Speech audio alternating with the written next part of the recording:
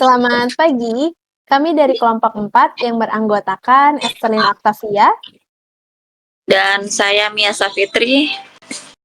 Kami akan mempresentasikan materi tentang pengendalian internal dalam mata kuliah pemeriksaan akuntansi 1 yang dibimbing oleh Bapak M. Hendry Yan Nyale.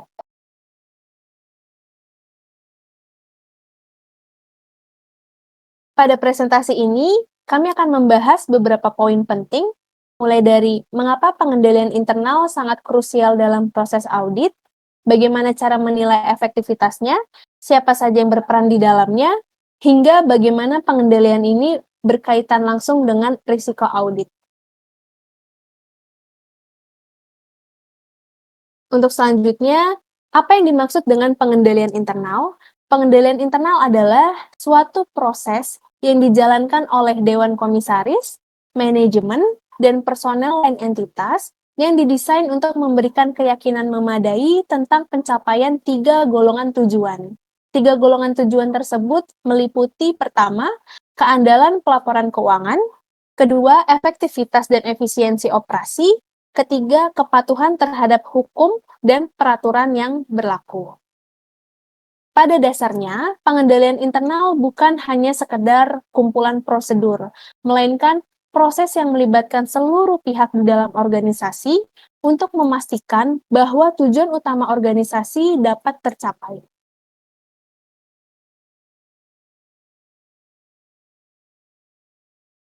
Untuk selanjutnya ialah tujuan pengendalian internal menurut COSO. Apa yang dimaksud dengan COSO?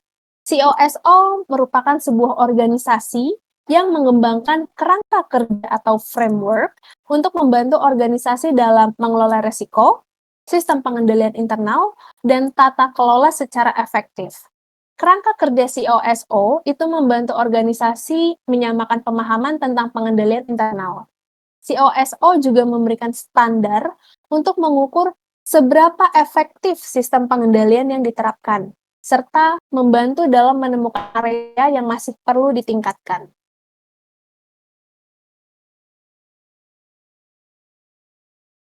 Baik, untuk yang selanjutnya kita akan membahas mengenai konsep dasar pengendalian internal.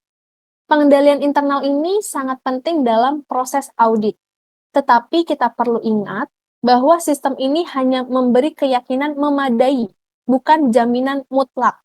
Selain itu, pengendalian bukan hanya sekedar sistem, tetapi juga perilaku serta kesadaran manusia di setiap tingkat organisasi. Di sini kita bisa lihat, yang pertama ada peran dalam audit. Pengendalian internal adalah fondasi audit yang efektif, serta memberikan dasar bagi auditor untuk menilai resiko dan merancang prosedur audit. Lalu yang kedua, dilaksanakan oleh orang, apa maksudnya? Bukan hanya prosedur, tetapi tindakan dan perilaku personel di semua tingkat yang membentuk pengendalian internal. Yang ketiga, keyakinan memadai. Pengendalian internal itu memberikan keyakinan yang memadai, bukan absolut, terhadap pencapaian tujuan karena adanya keterbatasan yang inherent. Dan yang terakhir, ada tujuan tumpang tindih, di mana dalam hal ini mengarahkan pada pencapaian tujuan pelaporan keuangan, kepatuhan, dan operasi secara sinergis dan saling mendukung. Baik, untuk yang selanjutnya, di sini kita akan membahas 5 komponen pengendalian internal menurut COSO. Apa saja komponennya? Kita bisa lihat, komponen yang pertama adalah lingkungan pengendalian. Lingkungan pengendalian ini merupakan fondasi dari seluruh sistem pengendalian internal. Dalam lingkungan pengendalian ini mencerminkan nilai etika, integritas, dan komitmen manajemen terhadap kompetensi dan juga tanggung jawab, serta membentuk budaya organisasi yang mendorong pengendalian yang baik, termasuk struktur organisasi, gaya kepemimpinan, dan sistem penghargaan. Apa contoh dari lingkungan pengendalian? Contoh dari lingkungan pengendalian adalah adanya kode etik perusahaan, komite audit yang aktif, serta proses rekrutmen yang objektif dan profesional. Lalu komponen yang kedua adalah penilaian risiko. Dalam penilaian risiko, itu merupakan identifikasi dan analisis risiko yang dapat menghambat pencapaian tujuan organisasi. Organisasi itu perlu mengetahui apa saja risiko yang ada, seberapa besar dampaknya, dan bagaimana kemungkinannya terjadi. Risiko harus dievaluasi secara berkala, termasuk perubahan eksternal seperti regulasi dan teknologi, dan juga internal seperti perubahan sistem dan SDM. Contohnya adalah risiko fraud dalam kas kecil dan risiko kehilangan data keuangan. Lalu komponen yang ketiga adalah aktivitas pengendalian. Dalam aktivitas pengendalian ini merupakan tindakan nyata dan prosedur yang diterapkan untuk mengendalikan risiko, berupa kebijakan dan prosedur yang mendorong pelaksanaan arahan manajemen dan mencegah atau menanggulangi risiko. Hal ini bisa bersifat preventif ataupun detektif. Contohnya adalah persetujuan transaksi pembelian oleh atasan, pemisahan tugas antara kasir dan pencatatan transaksi, serta rekonsiliasi bank secara berkala. Lalu ada komponen yang keempat, informasi dan komunikasi. Dalam hal ini, penyediaan dan penyebaran informasi yang relevan, tepat waktu, dan jelas ke seluruh organisasi. Sistem informasi itu harus mendukung pencatatan dan pelaporan yang akurat, serta komunikasi itu harus dua arah, yaitu dari manajemen ke staf dan staf ke manajemen. Contohnya adalah sistem ERP untuk akuntansi, sosialisasi kebijakan baru ke seluruh divisi, serta laporan bulanan yang dikirim ke pimpinan. Dan komponen yang terakhir adalah pemantauan atau monitoring. Dalam komponen ini, yaitu merupakan proses peninjauan berkelanjutan atas efektivitas sistem pengendalian internal. Tujuannya apa? Tujuannya adalah agar kelemahan bisa dikenali dan dapat diperbaiki segera. Contohnya adalah audit internal secara berkala, laporan hasil temuan dan tindak lanjut, evaluasi efektivitas kontrol oleh supervisor. 5 komponen inilah tulang punggung pengendalian internal menurut COSO. Setiap komponen itu harus saling melengkapi. Jika salah satunya lemah, maka sistem secara keseluruhan bisa jadi tidak efektif, sehingga semuanya harus dikelola dengan baik. Untuk slide selanjutnya akan dijelaskan oleh rekan saya, silakan Mia. Di sini saya akan menjelaskan keterbatasan pengendalian internal. Meskipun penting, sistem pengendalian internal memiliki keterbatasan yang harus diakui. Salah satunya yang pertama, kesalahan dalam pertimbangan. Keputusan manusia bisa salah, memicu kesalahan dalam implementasi atau penilaian. Yang kedua, kemacetan atau kerusakan. Sistem dapat macet atau rusak karena perubahan kondisi atau kurangnya pemeliharaan. Yang ketiga, kolusi. Dua atau lebih individu bisa berkolusi untuk menghindari pengendalian, mengakibatkan kegagalan sistem. Yang keempat, penolakan manajemen. Manajemen dapat mengabaikan atau menolak pengendalian, melemahkan efektivitasnya. Lalu yang kelima, biaya versus manfaat. Biaya implementasi pengendalian tidak boleh melebihi manfaat yang diperoleh. Peran dan tanggung jawab.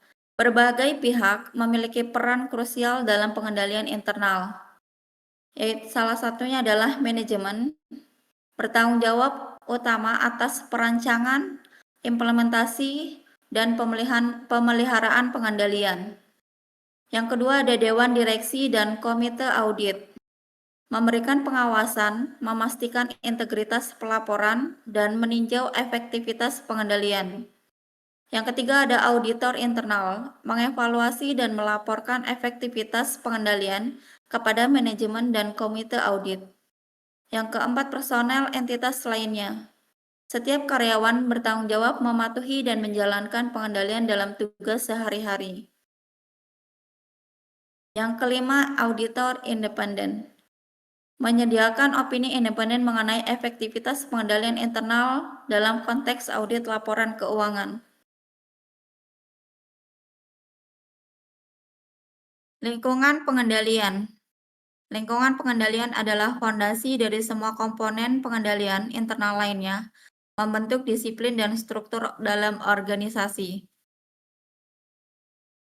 Di dalam lingkungan pengendalian ada salah satu integritas dan nilai etika, komitmen terhadap kompetensi, partisipasi Dewan Komisaris dan Komite Audit, filosofi dan gaya operasi manajemen, struktur organisasi, pemberian wewenang dan tanggung jawab, kebijakan dan praktik sumber daya manusia.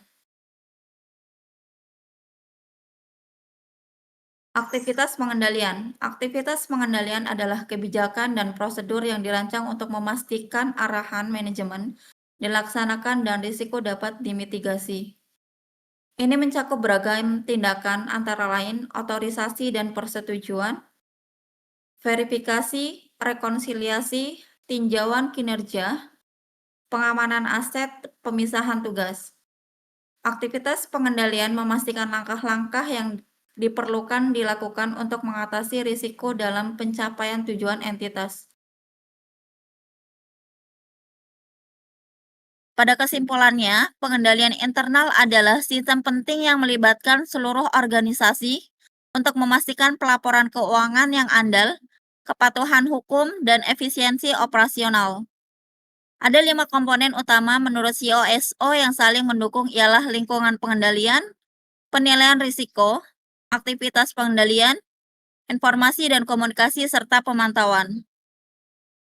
Meski bermanfaat, pengendalian internal memiliki keterbatasan-keterbatasannya seperti risiko kesalahan manusia dan kolusi.